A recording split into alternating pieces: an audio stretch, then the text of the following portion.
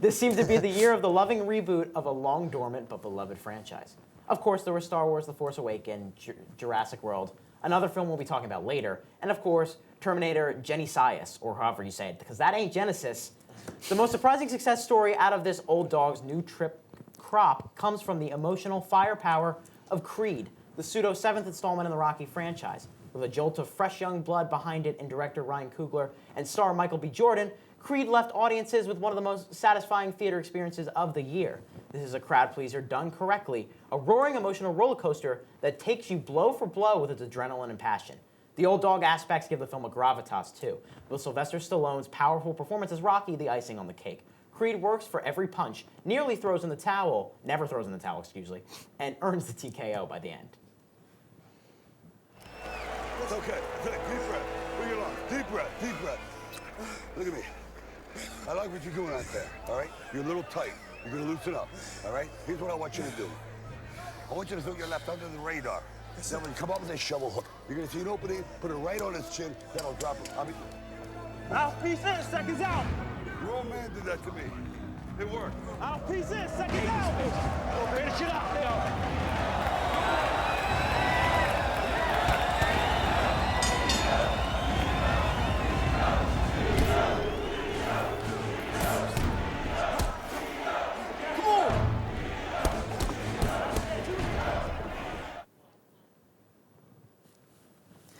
I never thought these next 5 films would be my top 5 of the year. Out of all the films that came out in 2015, these ended up being the best of the best for me. My number 5 film of the year is also Ryan Coogler's Creed. Go figure. So much more than just another story in the Rocky series, this is also a beautifully directed tale of hope, legacy, triumph, struggle, and the inner battles of life. Michael B. Jordan brings life into this new character, Adonis Creed, that we absolutely love and end up rooting for. His desire to fight, like his greatest of all time father, Apollo Creed, is stronger than his fear of failure, regardless of the obstacles. He goes to retired legend Rocky Balboa to train, and the rest is an inspiring, touching, uplifting story of fulfilling not only his dreams, but his name and what it means to be a Creed, and what it means to never give up. I enjoyed this movie so much more than I expected to, and it's one of those films that just got better and better the more time that passed. One of the bigger, more impressive, pleasant surprises of 2015, from its emotional impact to its phenomenally directed fight scenes and everything that comes along with it. Really would have liked to see this get more love from the Academy. There are no heroes or villains in the drug wars we see in Sicario, only unfortunate parties stuck in the middle as the shades of gray engulf and grasp at their throats. Denis Villeneuve, brilliantly tense thriller, keeps Emily Blunt's protagonist and the audience in the dark for much of the runtime, then pulls the rug out from underneath with reckless abandon. It's a bloody, dangerous, penetrating film to sit through, lulling you into a sense of security with Roger Deakins' mesmerizing cinematography and the cryptic performances by Blunt, Josh Brolin, and especially Benicio del Toro, before puncturing that security blanket with shocking moments of brutality. It's a film that makes you want to know more about the subject it's portraying, but never up close. If the war on drugs is anything like Sicario says it is, Wikipedia will do.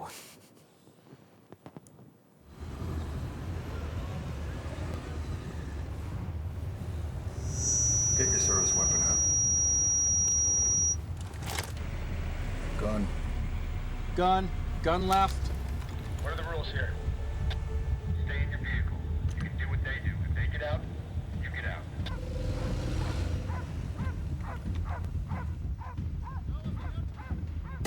Move! Wait. Get out of the car. Jesus Christ.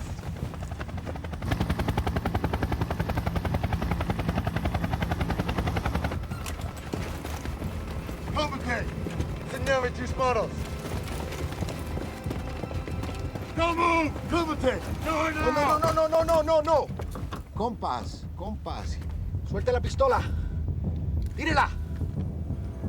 Pregunta, paisanos. ¿Quieren morir? This next one is the wild card of my top 5. But Steve Jobs was very literally broken into 3 parts, the movie that is, each taking place at the release of a new product. Not only do we see the hectic nature of Jobs' business life, but at each event we get into his personal life as well.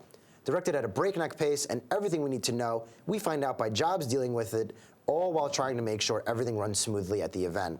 It's a very ambitious and bold style to attempt, and I think it worked very well. The third and final act does not flow as smoothly, and it is there that the movie may crumble upon a second viewing. But for now, I love the way writer Aaron Sorkin and director Danny Boyle went about telling the Steve Jobs story, capturing great performances from all and impacting the audience with an inside look at the man's more chaotic life than we know, or at least chose to tell it that way in order to cover all the material they felt was necessary. Charlie Kaufman has always had an ear and a mind for the unconventional, a la Being John Malkovich, Adaptation, and Eternal Sunshine of the Spotless Mind. A Kaufman viewing experience feels like you're staring at the filmmaker as he bears his soul through eccentric visual imagery and downright strange storytelling. Well, if Eternal Sunshine is strange to you, you haven't seen anything yet. Anomalisa is severely unconventional, almost impossible to explain, and honestly I don't want to explain it because a lot of the reward of this deeply strange experience comes from continual surprises. Just know that this is a heartbreaking yet hilarious film from one of the great twisted minds in the industry. I'll just leave it at that. Denis Villeneuve is becoming one of the best in the business, shut up, at building tension. The Prisoners director is strangely good at building suspense and striking thrills into our pounding hearts, and that doesn't change here in Sicario. This War on Drugs movie fills us in all of the dirty ways that our higher-ups deal with these complicated situations and leaves our lead, Kate Macer, in whether she wants to cross her morals or her own life. I would have liked to see Del Toro at least get a nomination, even a win. Huge snub for him and Emily Blunt as well. But Roger Deakins was rightfully nominated, putting together some amazing shots. One in particular, feeling so claustrophobic, was shot extremely well. Villeneuve is quickly becoming one of our generation's better directors on the rise in this tense, heavy, dense, powerful throughout of a film. Does it fill you in dirty ways, Jake? A little. Okay. There couldn't have been a better subtitle for the fourth installment of the Mad Max franchise than Fury Road. First of all, the entire film takes place on the road, so it's narratively accurate. Second, the film is furious in its action, direction, design, dialogue, cinematography, performances, etc., etc., etc. The fact that George Miller, the director of Fury Road, is over 70 years old is baffling to me, because I feel like I tried to produce something this alive when I was that old. I wouldn't be. There's nothing more that I can say that others haven't said about Fury Road. It's an action masterpiece, one of the best films of the decade, one of the best films to ever come out in the genre. If you haven't seen it yet, what are you waiting for? You are depriving yourself of one lovely day. Alejandro Gonzalez Iñárritu, stop laughing at me, he's not funny. He's proven to be one of the better names to work with as we're past the halfway point of the decade. He may have an incredibly challenging filming style. He's not known to be the most warm and fuzzy guy, but man, does he make some great films. We're getting some of the best from the main ensemble, including Tom Hardy as a character you will hate. DiCaprio is the furthest from DiCaprio we've seen in a while, though he's great in everything, no intention of knocking him here. And the rest of the cast all turning in good performances. Not to mention Emmanuel Lubezki giving us some of the most amazing and breathtaking shots in recent memory, will almost undoubtedly win the cinematography Oscar.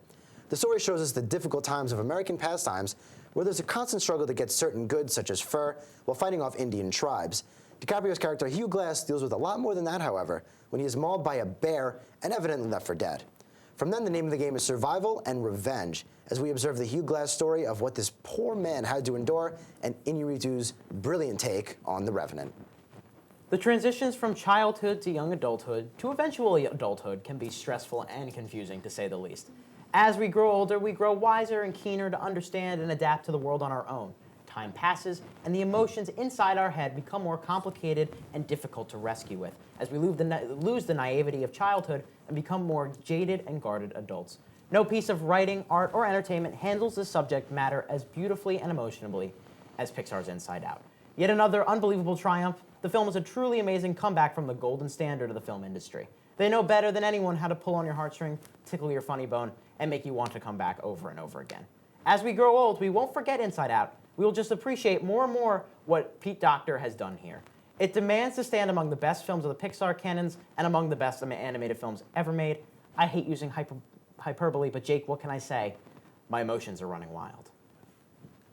It was the first day of school. She's probing us. I'm done. You pretend to be Joy. What? Okay, It was fine, I guess. I don't know. Oh, very smooth. That was just like Joy. Something is definitely going on. She's never acted like this before. What should we do? We're gonna find out what's happening, but we'll need support. Signal the husband. Ahem.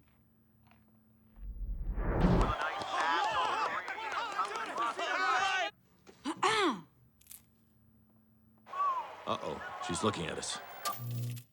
What did she say? well, Sorry, sir. No one was listening. Is it garbage night?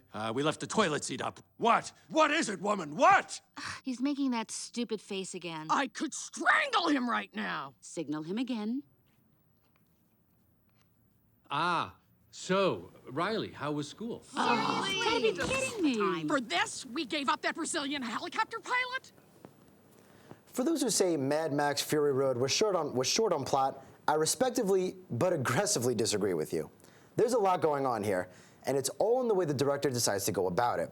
There's plenty of story to be had here, and there's 1,000,001 subtle things that bring this movie to greatness and near masterpiece. We're thrown right into a post-apocalyptic era, specifically a certain society inside of it, with an oppressive ruler that controls all aspects of this said society. When one of his most trusted warriors turns against him, director George Miller gives us one of the best and well-executed action movies of the decade, maybe of the century. I'd really have to do my research.